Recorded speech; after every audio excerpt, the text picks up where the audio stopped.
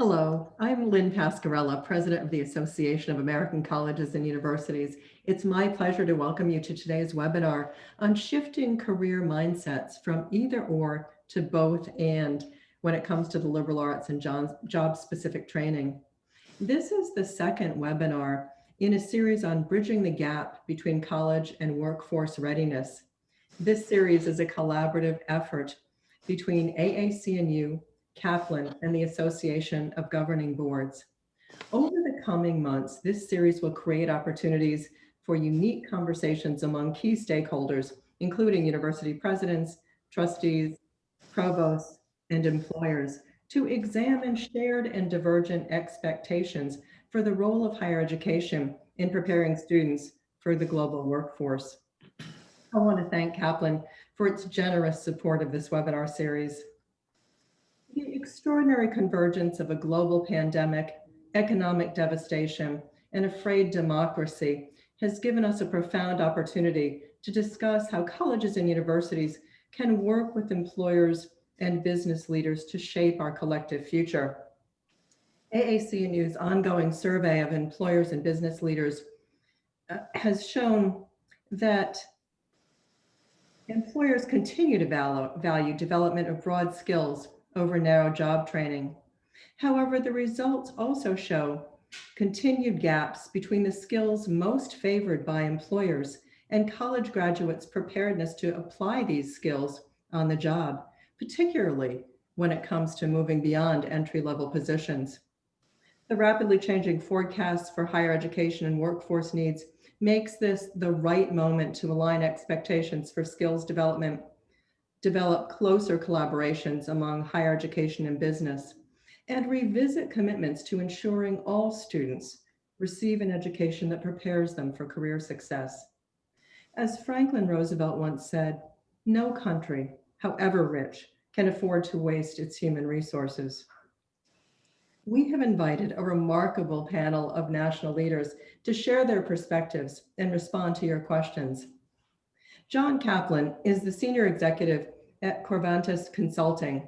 He was previously the chief learning officer at Discover Financial Services, with an emphasis on embedding humanity and humility in corporate learning programs. John is an expert on reskilling and upskilling employees for the workforce's growing digital demands. Catherine Bergeron is president of Connecticut College, a residential liberal arts college in New London, Connecticut.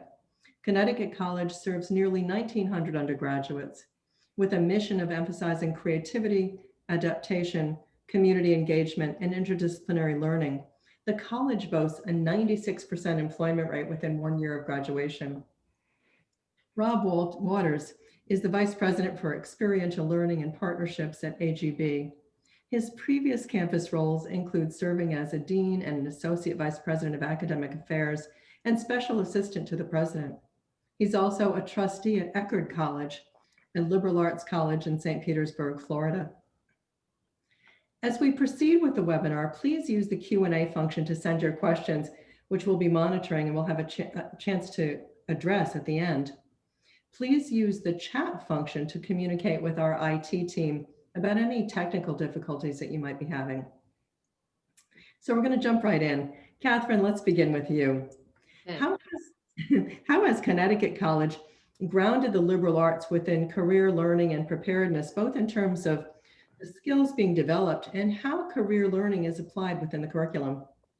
Okay, that's a great question. And I'm going to begin by saying something about the mission of Connecticut College, which is to educate students to put the liberal arts into action. This is what we say. I love our mission because, first of all, it's concrete, it's one sentence, it's very memorable, but it also actually emphasizes the outcomes of an education. And 5 years ago, we started a new curriculum called Connections that activates that mission for the 21st century. Connections is a 4-year program of integrative learning that takes the traditional academic major and makes that major more powerful by connecting it to a personally meaningful pathway of interdisciplinary study and off-campus learning and internships and professional development.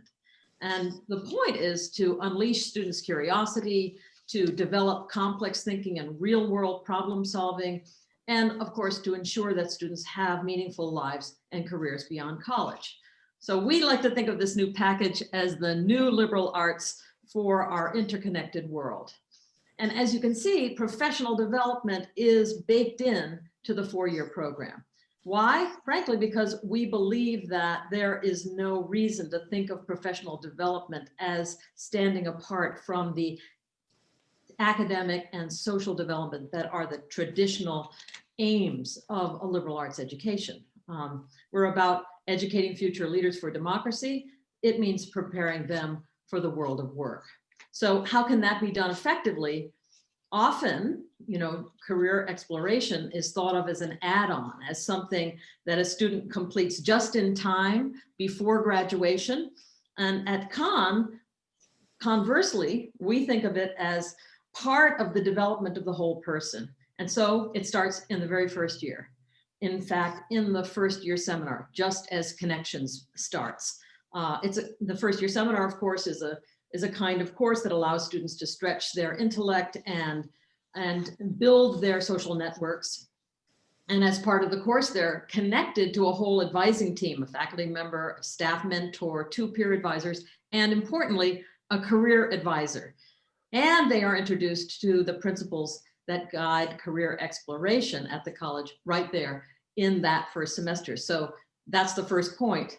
It's integrated into the intellectual fabric of the student's journey from the very beginning. And then to bolster that message, we've recently introduced a new 7-week course, a seminar course for credit that students can take in their first semesters to help them focus their thinking on the world of work.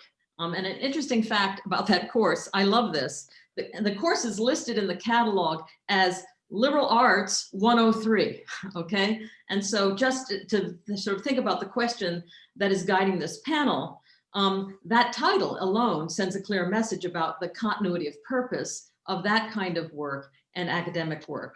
And the 4 themes of the course, exploration, storytelling, professionalism, and networking, really, if you think about it, they are continuous with the academic and social development. That's the traditional purview of the liberal arts course. And so when the students take this course, they become eligible for new kinds of funding that allows them to also go on to advanced career exploration with industry experts. So the idea is that the more you prepare, the more you know, the more experiences you'll be able to integrate into your 4-year curriculum.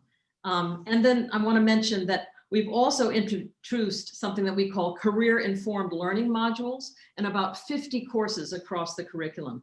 And this is where an individual faculty member teams up with an industry professional who creates a module and poses a real-world problem for students to solve in groups during the course of the semester and receive a kind of critique or assessment. And the courses run the gamut from art history to neuroscience to government.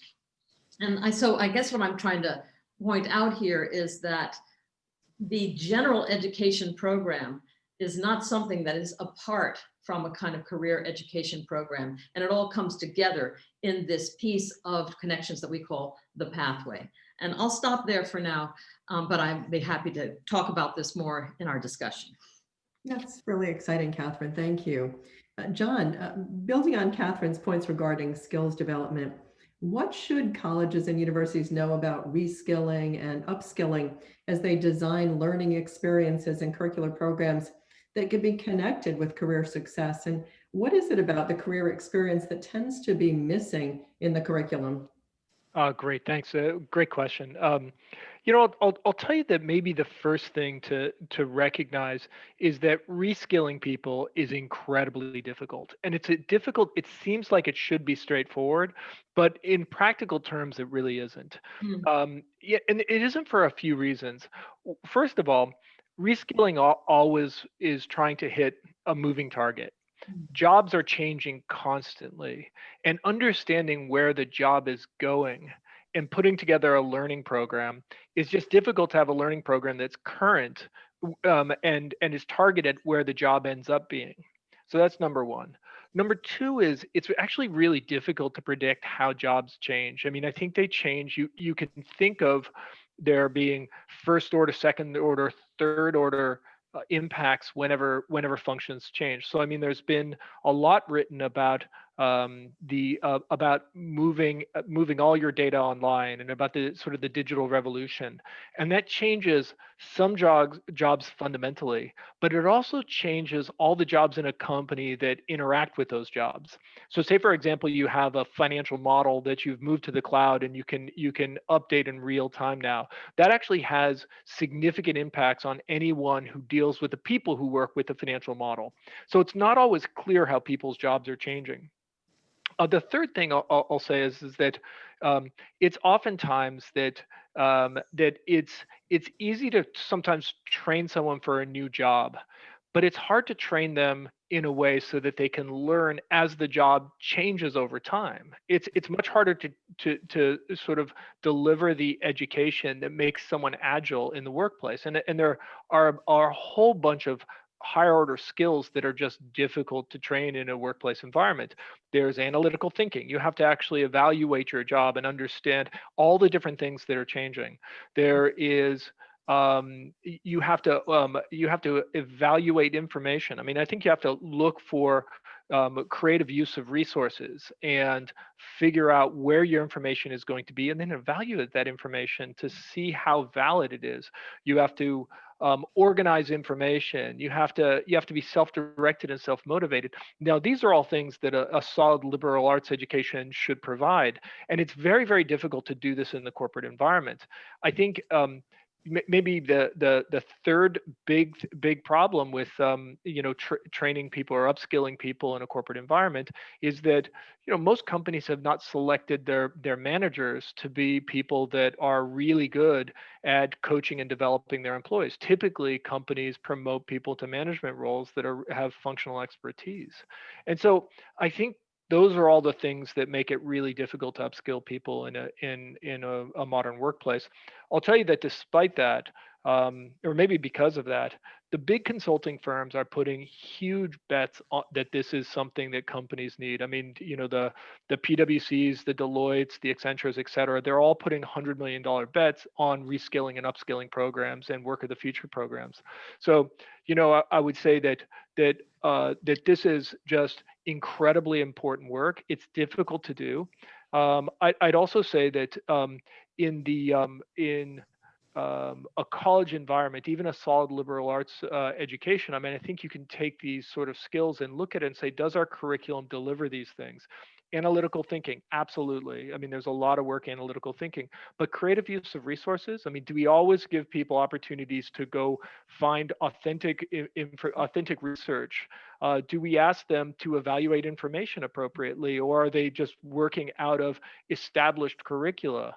Um, do we really provide people opportunities to organize information, or do we really provide an environment in which they can build their self-direction and self-motivation? I mean, these are all things that I think can be taught in a college environment, and so that when people do get into the job market, they're actually much more effective at keeping pace as jobs change. Mm.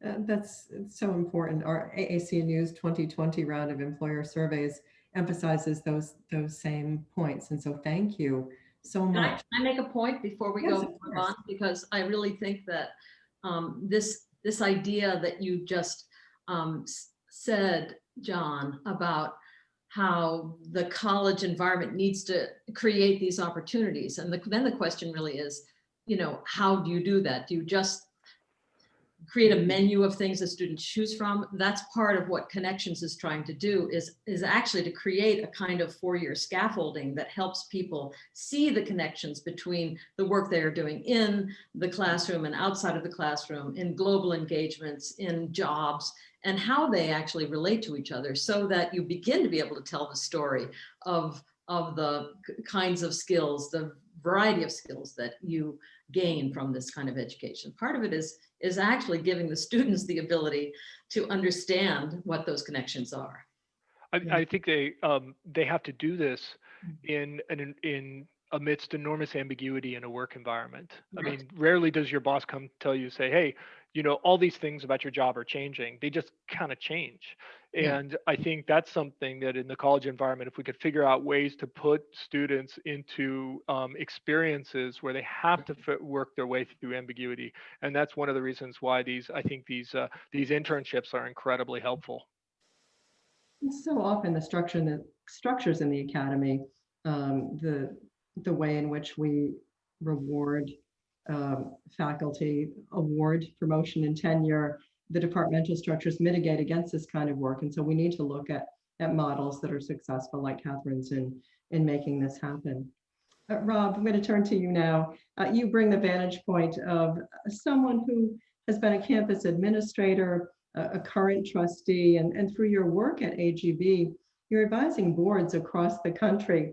What role can trustees play in bringing insights from business and industry to their work with campus leaders? Oh, thanks for the question. I'd start by saying we start first by reminding board members, governing board members, that they're active strategic participants in both the academic program and in this conversation about employment and the job market. And so, and they do it in appropriate ways, but board members are both legally and in terms of their formal and legal responsibilities, they're fiduciaries. They're actually in charge of the quality of the academic program and to making sure the quality of the degree stays the same over time and of high quality over time. And so it's funny, I say this as a board member myself. I think often board members are just intimidated about engaging actively in conversations about curriculum, about, they have feelings like every parent, every working person about students getting jobs, but they're intimidated by conversations about curriculum, about courses, about skills. And so I think encouraging board members to be actively engaged in those conversations and appropriately engaged in those conversations are important. It's important to remember, board members are important sources of funding, and of course, but they're also important sources of expertise because most board members are leaders in their fields, healthcare, business, industry, banking. So they actually bring tangible expertise, leadership, opportunities to provide great input. And so we ask and promote sort of active conversations between within boards with presidents, with deans, with faculty, finding opportunities for trustees to serve on industry advisory boards at colleges, advisory committees to work with campus career services. And so in appropriate ways, because they have, like you said, both the responsibility and the expertise that they can bring to bear. Thank you so much. That's great. Catherine, I want to get back to you and ask you to comment on this current moment in time. Everyone is suffering under the current economic crisis, including higher education and specifically liberal arts colleges. The economic crisis has also exacerbated existing inequalities among underserved students, particularly those from minoritized populations. So how can colleges and universities address inequities so that all students can engage in experiences that prepare them for success in work, citizenship, and life, while also coping with the challenge of having fewer campus resources? That's a wonderful question, one that we should talk about for a great length, I think. But I want to begin by saying that first, I think you do have to adopt a principle, an institutional principle of inclusive excellence, because that actually guides almost everything you will do. And at Con, we actually have as one of our strategic goals, what Susan Sturm calls full participation, which means creating an environment in which all people can thrive and reach their potential and contribute to the flourishing of others. So we are actually invested in the very idea that the best resources and the best ways of teaching and learning should be available to all. And that is why we redesigned our general education according to these kind of best practice principles and formed connections as a result. And that's why we actually ensure that every first year student, as I said before, is assigned a career advisor in their first year seminar, right? And in that same semester, as it turns out, Student career fellows join with the career advisors to help demystify the concept of career by showing how meaningful work in classes and in activities and leaderships and jobs, are the starting point for a career. So it kind of, there's a desire to create a kind of level playing, to open the field for everyone. And then there are a few other things that we do. First, we do outreach, active outreach to encourage students to enroll in our career prep course early. I guess there was a question in the chat about whether this course is required, and the answer is no, it's not required. It is the gateway for certain kinds it's an incentive course. It's a gateway for certain kinds of funding and other activities that will allow students programs to be enhanced.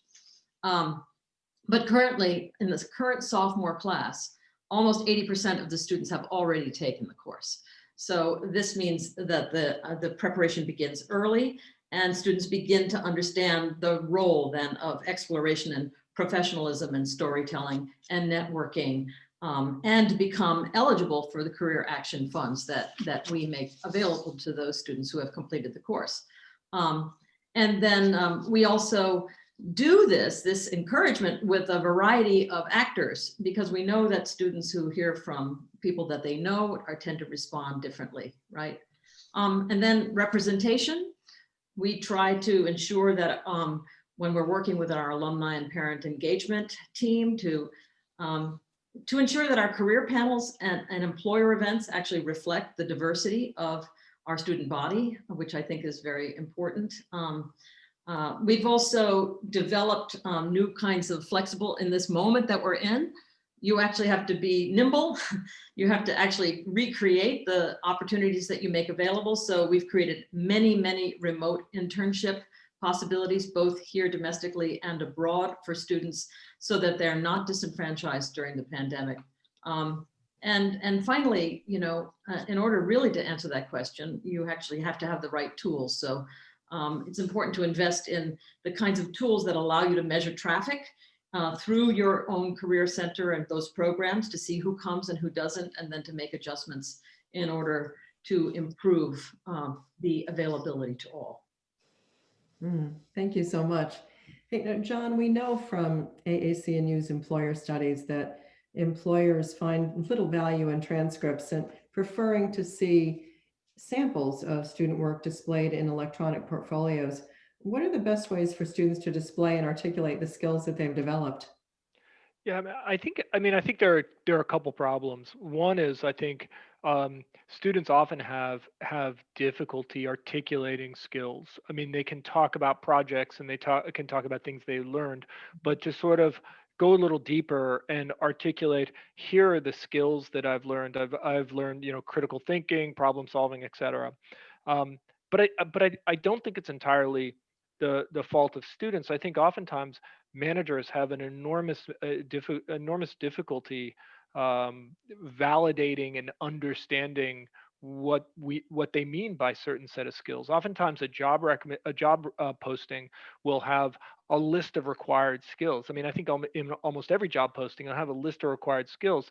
And I think if you ask managers, like what does that skill look like on this job, I think oftentimes they're unable to articulate it. And so it's almost like, what you have is managers looking for social proof. What they do is they say, well, I'm actually, like, deep down, I know I'm probably not great at evaluating talent based on a resume and maybe an interview. I'll look for credentials that show that someone else has validated this person's capabilities. And that's, sort of the degrees and the inflation around degrees, because managers oftentimes aren't in a good situation to articulate, to validate some skills. And so I think, the answer for students is frustratingly simple. And as a manager in the corporate environment, I would constantly coach people about how to present themselves for a job interview. And it's really about being disciplined, looking at a job posting, looking at the skills, and trying to map your academic experience into those skills and being able Catherine mentioned how storytelling is a big part of the curriculum. I think that being able to tell a compelling story about how you developed a set of those skills is incredibly important. And I think almost that the gap in students' ability to articulate the skills that they've built is almost entirely a presentation gap. Is how do I tell the story that allows me to articulate sort of the experiences that have built a set of skills that are going to be valuable on the job. So I would say that it's maybe the gap is much more narrow than we think about it. It's much more around reframing your work in a way that it matches what a hiring manager might be looking for. I'd like to add one thing to that question about storytelling as well, and that is it's about how you're going to be remembered. So, I had an interview with the guy who was an alum of ours, who's the head of global inclusion and equity at BlackRock.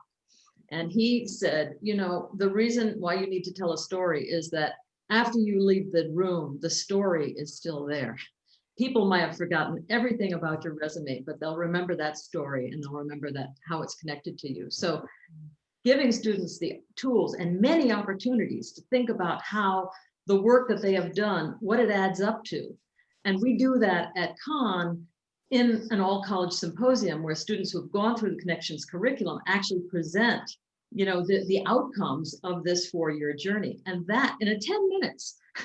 and it's kind of an amazing opportunity to hear students actually share their own sort of their content, their package, and the pieces along the way that were meaningful to them. It's quite thrilling, actually, but it also, I think, is something that gets to the point that you're making, that you're not often thinking about what this all means and how it translates to the world beyond. Yeah, I think it's very common for graduating seniors to be able to talk about a history project or talk about the work they've done, but not being able to translate that into a set of capabilities that might be valuable for an employer. Yeah.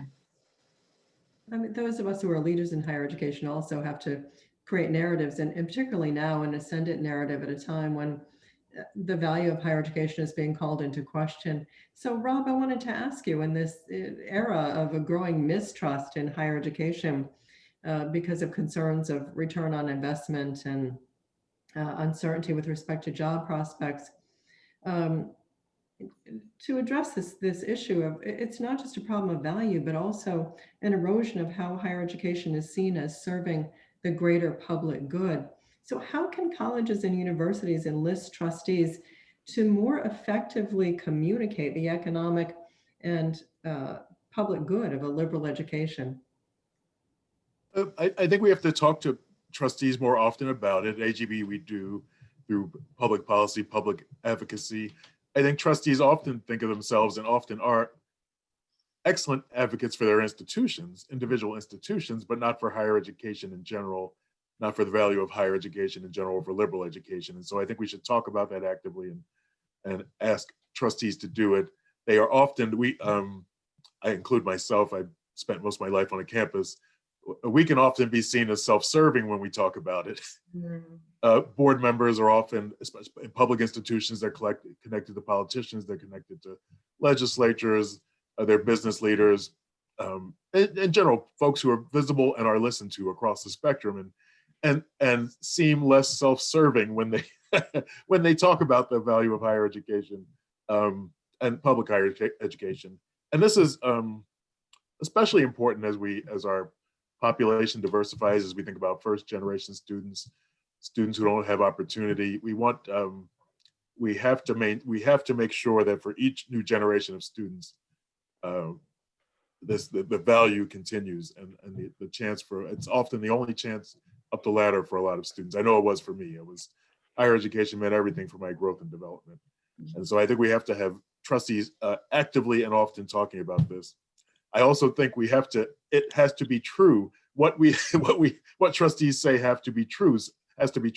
So we have to think about price. We have to think about value. We have to think about access, and we have to make the things that we talk about be true. And so I think Mhm. The other part of a trustee's role is to really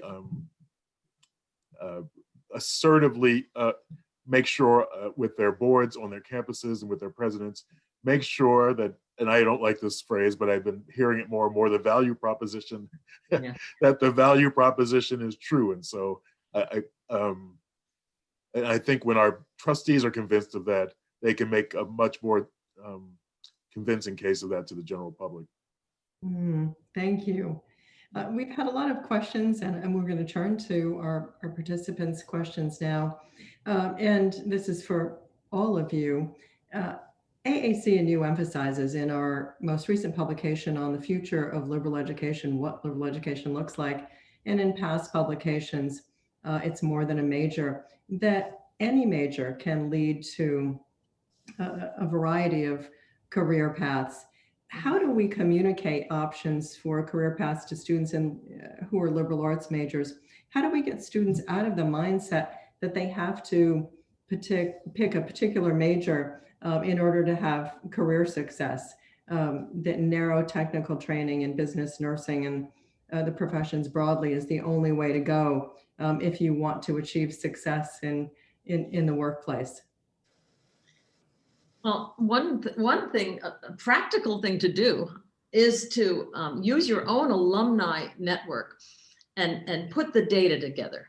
So it can be very illuminating to do a back study on your English majors and to see the variety of professions that major led to. And in a past life, when I was a dean somewhere else, I did that very thing. And it was very, very instructive when students said, but they were trying to shoehorn the major into some future interest. And someone could say, well, look at the finance industry, and banking and environmental and law. And there was just a huge variety of things that the alumni had actually done from a particular major. So I think often, you have departments that will invite alumni back within the major to show people how they actually had a life after the major, but they often don't invite the people who are doing something completely different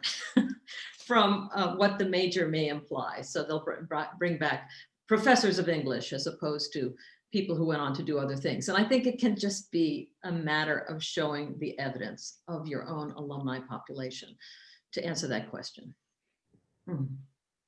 Excellent. If we've learned anything from COVID-19, it's the importance of the integration of skills and competencies. If you look at the doctors who were on the front lines facing decisions about how to allocate the last ventilator, or whether to stay with a dying patient who can't visit family because of hospital imposed restrictions, or to go to somebody who might be saved, or to enter the hospital in the first place without proper personal protective equipment. There's a clear indication that we need to integrate humanities and the arts with STEM. And yet there are barriers to integration on college campuses. How can we break down those barriers and promote more integrative learning for success in the future to grapple with these unscripted problems? Especially since, and I think it's a great question, and especially since disciplinary knowledge is critically important, foundational knowledge, knowing something about a field is critically important. But I think I think everyone knows now, literally, knowledge in any particular field is obsolete. At the time we live in, it could be obsolete in a matter of weeks, if not years. And so it really is the underlying ability. You need foundational knowledge, but the underlying ability to think critically, to write, to work in groups. When I was a dean, old life, I was a dean of graduate studies and put together a 3-course interdisciplinary program where everyone across all of our graduate programs could participate, because there's disciplinary knowledge aside, there's the ability to think critically, to work in groups, to read. The things we talk about are important across all the disciplines. So I think folks have to actively think about that. And remember, we're preparing folks both to enter fields, but to change jobs, change roles, change what they know continuously over their lives. And so our ability to help prepare students for that will make all the difference, I think. Yeah. Well, I was actually thinking about how the COVID moment is a perfect example of that for all of us who are working on campuses right now, because we had to do exactly what we say the liberal arts prepares people to do, to serve, to be able to solve complex problems through higher order thinking that involves multiple disciplines. And we would not be able to have figured out how to invite people back to campus and keep them safe without actually integrating a whole cast of characters from the field of public health to sociology, to social psychology, to mathematics and statistics. You know, all of it actually needed to be brought to bear to solve this problem well. And in the end, it's actually a validation of the kind of work that we are dedicated to doing. Mm-hmm. Hey, John, there's a lot of interest in how soft skills can be developed in the curriculum to prepare students for workplace realities. And there's also some narrative around whether there's a better phrase than soft skills, because these are critical skills. So how would you respond? Yeah, I mean, I have to say, I always bristle at the term soft skills. I don't think it does a good job of reflecting actually what what we're trying to what we're trying to develop when we call them soft skills. Soft skills are a very, very difficult thing. I mean, I think when you talk about communication, critical thinking, problem solving, analyzing information, conflict resolution. I mean, these are all things that are very, very difficult to develop, oftentimes because they're so deeply connected to your emotional system. And for example, it's just very difficult to diffuse conflict when you've hijacked your limbic system and you actually are at a sort of an aroused emotional state, right? So I think so much of these things that we sometimes called soft skills are just connected to people's emotions. And I think the more we understand the prevalence and the centrality of emotions in how people think and behave and decisions that they make, I think the more we're understanding that these are just these are just as important as what we would call hard skills, analytical skills and data analysis. Oftentimes we're just talking about problem solving. I think that humans actually don't do a great job of interpreting data. They attach data to stories that they can tell themselves and they can tell other people. That's when the data becomes meaningful. We're sort of hardwired to understand and to convey stories. Mm-hmm. So, I would say these are more difficult to develop than what we say are functional skills or hard skills, because they're attached to probably more primitive aspects of the human mind. And to the question of how you develop these skills, I think because all of these skills are so connected to our emotional centers, you actually have to teach them in a way so that you're actually connecting to people emotionally. And I think honestly the only way that you can develop of these kind of skills are through deep personal connections with a mentor, a coach, someone who can actually help you understand the way you're thinking and get beyond your defense mechanisms. And I think whenever we're building out our communication skills or anything that is connected to who we feel we are as individuals, it's difficult to bypass that defense system that always wants to think of ourselves in the most positive light possible. And the only way you can do that, I think, is through an emotional connection with someone else, preferably a coach. I mean, one of the things that we learned from COVID-19, despite the remarkable resilience demonstrated by colleges and universities across the country and that pivot to online and remote learning, was the expansiveness of the digital divide, the food and shelter insecurities experienced by so many students across the country at all types of institutions. And as we look to career opportunities, how do we ensure access to these opportunities when students are already working particularly low-income students, should we be providing credit for job experience? Should we be engaging in badging and micro-credentials?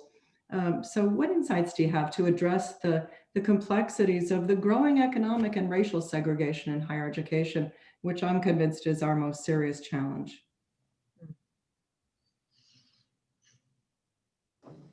And that's for any of you. Jump in here. Well, I guess the question, you said, should we be doing this? It seems to me that the answer to the question always has to be mission critical, so I do feel that some of what I've been able to describe at Connecticut College is really related to a mission that is about putting the liberal arts into action. And therefore, there has been, I think, a greater idea. I mean, and this goes actually back to the origins of the college when it opened its doors in 1915 as a college for women. Fully half of the academic majors had professional pathways associated with them. It was really radical, really forward thinking, before women had the right to vote. So that's a very inspiring aspect. And I think the idea that you would find ways to embed these experiences into the curriculum, I think it makes total and natural sense for a generation of students who is increasingly interested in solving very, very large and tractable world problems. And that may be as with something as basic as finding a way to assign forms of credit to work that people are doing. But again, I don't think it should be a checkbox. It really needs to be integrated into something larger, because the more you know about what you're actually trying to do outside of the school environment, the more you can actually bring these two kinds of learning together. And they actually build on each other. Yeah. And So, go ahead. I think one of the things that COVID's challenged us to do, and these times in general, is to think more about meeting students where they are. Mm-hmm. And so we don't have, I did a very traditional, and it's been a while, but it's been a long while, a very traditional 17 to 21-year-old liberal arts education. And we have many adult students now, so many more students of color, first generation students, students for whom their preparation may or may not be inadequate from the high schools they come to. And so I think we have to think a lot more about, so for instance, I was at the University of Maryland, and if you have one student who wants to be an engineer, who's been fast-tracked through high school, comes in with a year of credit already, AP credit, parents set them up for internships, all kinds of things. They're on the fast track to getting where they need to go, and they're going to get there in about 3 years. You meet other students who are first generation, maybe haven't been prepared as well. It may be a different path and a different way, a different set of courses, a different set of support, a longer journey. If we have adult students, we have different needs. They're coming in with different.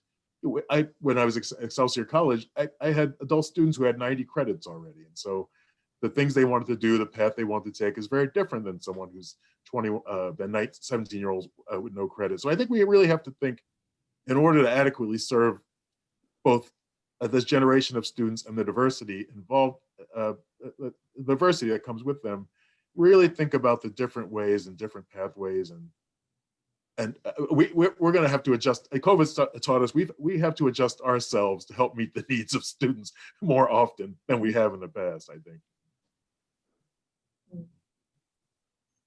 That's great. So Rob, you and I probably shared the same experience with faculty who were the most trusted individuals on our campuses, being mentors. And yet, if you look at liberal arts and science majors, our faculty have often only had careers in the academy. And so how can they provide advice to those who are seeking a broader career path? That's a great question, and it's very true. I think it's changing to some extent now. I think you have, especially, well, depending on the discipline, you have faculty more engaged. But I think we really have to think about that, because I'm old school. believer that I think that the relationship between a student and a faculty member is the most important relationship a student is going to have. Yeah. So what happens in the classroom and the relationship between the student and that faculty member, academically and in terms of graduate school, work, life, it's the most important relationship they have. So I think if even if faculty don't have that work background, they often do research, and at liberal arts colleges, students are actively engaged in faculty research, and those are great opportunities for learning. But I think faculty ought to the extent they can't inform students themselves, they need to be actively engaged in getting students linked to programs, opportunities, other people who can help business, this is where business advisory boards, industry advisory boards, reaching out to trustees, boards of trustee members who are on liberal arts colleges. This isn't just about liberal arts colleges, but board members are smaller places. Board members are a little more actively involved, visible, and can come and are members of local communities. So Right. you can connect students and trustees and leaders who are also business leaders, for instance. Thank you. Thanks. So what role can schools use internships to fill in blending broad academics and specific industry training? And to what level should liberal arts colleges and universities be willing to allow academic credit for internships? Isn't that the same question we were just answering?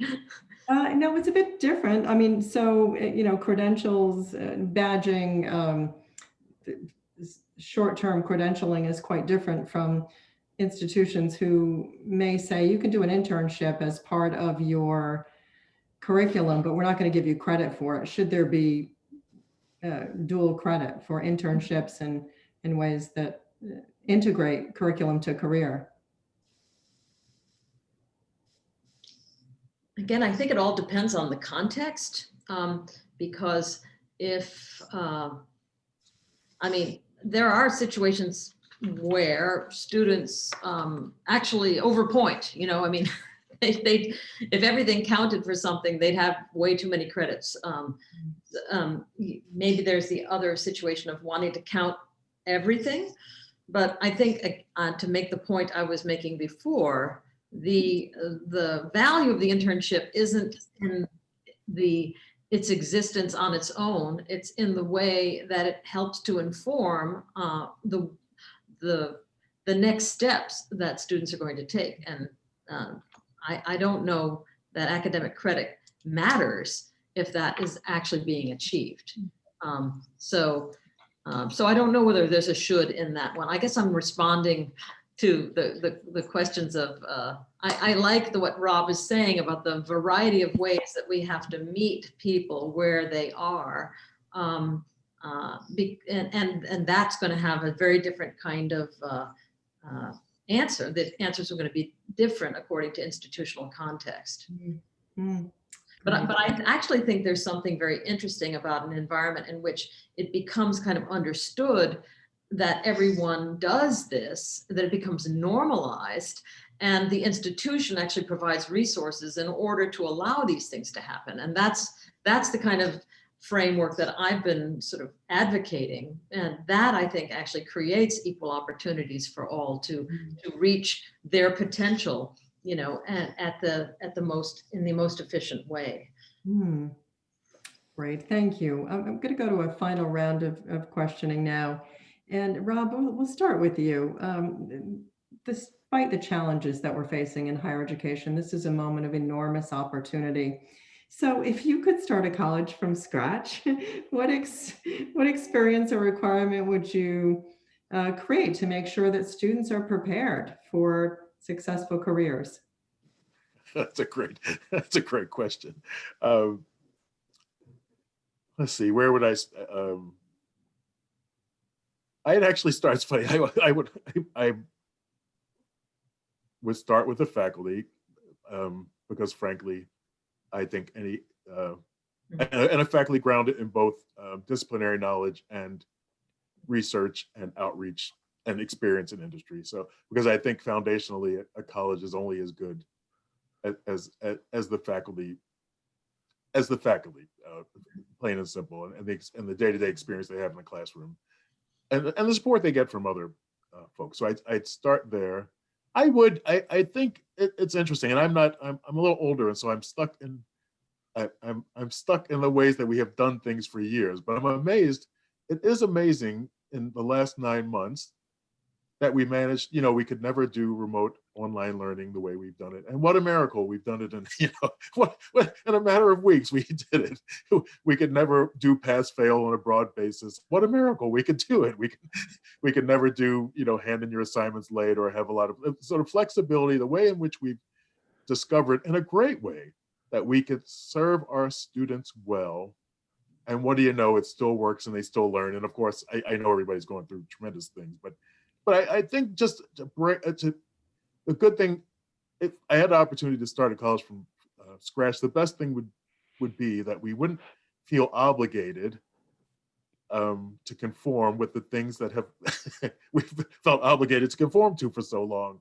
And some of them, would stay, and some of them would. But the 120 credit hour seat time, all those kind of things, I really would love the opportunity for us to continue to unpack some of that, see what works. And there's smarter people than I am to figure out what worked and what didn't. But in the midst of all this crisis, I love some of the freedom that we found to see if we can do things a different way. Yeah, I agree. Thank you. John. Yeah. So, when I think about this with I think the challenge is whenever there are big changes afoot, and I think the epidemic has spawned some very positive movements within the university system in the United States. I think we have to be very careful about making decisions that don't end up being systemically biased against people of color, low-income people, historically marginalized communities. And I think you can see elements of that in so much of the past 6 months. We shuttered schools across the country, and that the cost disproportionately fell on people without broadband access, without computers. I mean, there are a variety of ways in which the best of intention end up creating systems that continue to marginalize people who have the least opportunities in our society. And I think to your question is, if you were going to start a university over from scratch, what is one thing you would do? I would look for a way to embed inclusive decision making within the university, so that as you're creating things, I mean, internships are just a wonderful thing that can create opportunity. However, if they're not paid internships, they can end up skewing the opportunities overwhelmingly towards the affluent. And so I think having a way of balancing the multiple needs within a university community in its decision-making process is just incredibly important. I agree. The equity audit is critical. Thank you for that. And Catherine. All right. Well, if this is really pie in the sky, right? Or if someone gave us $1 billion to start a new university, the first thing would be to make it free. So that starts to change the nature of what you're doing from the beginning. And then I do think that the work that I've observed in the last 4 years about the meaning of integrative education. So I would say that I became a proselytizer for integrative education when I began working with AAC&U many years ago in the Institutes for Integrative Learning. And to me, this old notion, which is now over 100 years old, of the academic major and everything else, general education over here, is one of the old ideas, Rob, that I think needs to go away. And it's because, not because disciplinary knowledge isn't important, it's very important. And in fact, a discipline is often the first thing that catches you, that makes you realize that I am like that, I think like that, I want to do that. So the idea isn't to eradicate the major, but to build the rest of the education around it so that major becomes more powerful, and it actually becomes connected to many, many other ways of thinking, many other kinds of activities that they enrich each other. And so I would actually make integrative learning a central part of any kind of new university structure. And that actually, by doing that, you begin to free up the other opportunities and be able to look at learning from a multitude of perspectives of the type that would make our higher education system more vibrant. Are you optimistic about the future of higher education? I'm paid to be optimistic. Yes. And I'm also optimistic. I'm also optimistic because higher education changed my life. But I also think, we've walked away, some people purposely, from this notion of higher education as a public good. And when we walked away from it, we shifted the burden of cost and pricing to families. Yeah. And I have to say, and frankly, we have, we in some ways can't justify some of the pricing we have. So I think we really do have to think about the public, higher education is a public good, and how we price higher education, frankly, because I can't, and I'm very happy with the journey I took, but it's hard to justify some of the cost that families and students are taking on with the value that they get back. And it's okay to say that, fight to do better and still know that we're doing great work. So it's okay to acknowledge we need to work there, and we can still do great work. And that the public, and that actually we need our political representatives, we need society to value what the higher education appropriately and support it again as well. Yeah. Of course, yes. Thank you. John. I agree that the faculty is the most, it's the biggest asset that a university has. And if there is a way that, it's interesting. I was just thinking about this, that all the work when you do curriculum building starts with outcomes and curricular objectives and ends up with read chapter 17. And I think oftentimes the learner is sitting there and the only thing they hear is read chapter 17. And if there's a way that all that thought that the faculty has painstakingly gone through to arrive at the conclusion that the learner has to read chapter 17 were somehow transparent to the individual, I think we'd be in a much better place. That's a great point. Yeah, it is a great point because, there's a lot of conversation about learning outcomes. And sometimes that can feel like a strange activity for a person who's designed a course to sort of say, well, what is this course for? But the minute you do that, the minute you actually explain in advance to students what you are trying to get at, what you think where you think the course is going, you actually give the students purchase on your knowledge before they've even entered very far in, and they begin to be able to shape their own journey in some new ways. I actually taught a course when I was still an assistant professor out at UC Berkeley, and it wasn't like any of the courses. I was a visitor that year, and their courses were called Bach and Beethoven, and my course was called Zarlino to Zappa. It was like a course on song and songwriting and singing, and we were having a great time. And I did a midterm evaluation for the students, and one student said to me, we like this course, but we don't understand what it's about. And so I took the time to try to explain from my perspective what I was trying to do. And everything turned around from that moment, and you have to give people the tools to actually create their own intellectual foundation. So here. Well, Rob, John, Catherine, when I look to leaders like you and listen to your insights, I have nothing but a sense of optimism about the future of higher education. Thank you so very much for all that you do. And thanks to all the participants who joined us today. We hope that you'll join us again for our next webinar on February 17th. Until then, happy holidays, and here's to a better year ahead. Take care. So much. Thank you very much. Great to be here. Thank you. Thank you.